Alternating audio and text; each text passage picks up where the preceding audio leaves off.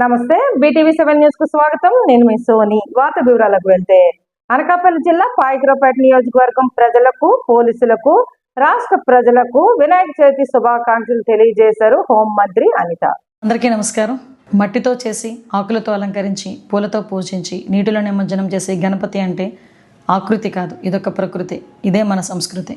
ఈ వినాయక చవితి పర్వదినం శుభ సందర్భంగా రాష్ట్రంలో ఉన్న ప్రజలందరికీ, అదేవిధంగా పాయకరావుపేట నియోజకవర్గ ప్రజలకి, ముఖ్యంగా పోలీస్ కుటుంబ సభ్యులందరికీ కూడా వినాయక చవితి శుభాకాంక్షలు తెలియజేసుకుంటూ, మీ అందరికీ కూడా ఆయురారోగ్యాలు ఇవ్వాలని, అదేవిధంగా మనం అనుకున్న మంచి పనులన్నీ కూడా ఎటువంటి ఆటంకం లేకుండా ముందుకు కొనసాగాలని, మనందరికీ మంచే జరగాలని ఆ మనస్ఫూర్తిగా దేవదేవుని కోరుకుంటూ, ముఖ్యంగా ఈ వినాయక చవితి సంబరాలు ఎన్డీఏ కూటమి ఆధ్వర్యంలో ఆంధ్రప్రదేశ్ రాష్ట్రంలో సంబరాలు అంబరాన్ని తాకనున్నాయి.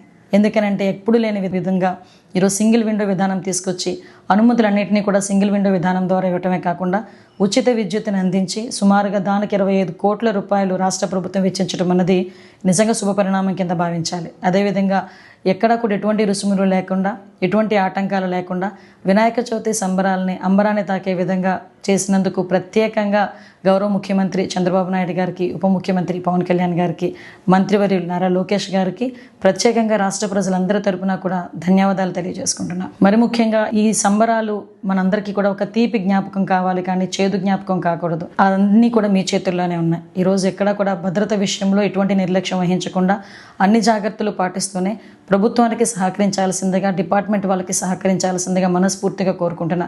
మరి ముఖ్యంగా కమిటీ వాళ్ళు ఎక్కడ కూడా ఎటువంటి అగ్ని ప్రమాదాలు జరగకుండా, ఎటువంటి షార్ట్ సర్క్యూట్స్ జరగకుండా ప్రత్యేకంగా చర్యలు తీసుకోవాలని వాళ్ళందరినీ కూడా విన్నవించుకుంటూ, ఈ వినాయక చవితి మనందరిలోని కూడా ఒక తీపి జ్ఞాపకాన్ని, మంచి దీవెనలను అందించాలని మనస్ఫూర్తిగా కోరుకుంటూ, ప్రతి ఒక్కరికి మరొకసారి వినాయక చవితి శుభ సందర్భంలో అందరికీ కూడా శుభాకాంక్షలు తెలియజేసుకుంటూ సెలవు తీసుకుంటున్నా. జై హింద్.